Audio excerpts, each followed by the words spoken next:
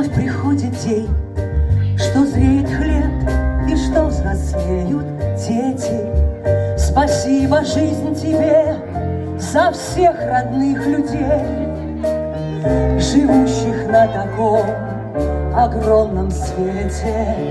Спасибо, жизнь, за то, что этот щедрый век звучал во мне то радостью, то болью,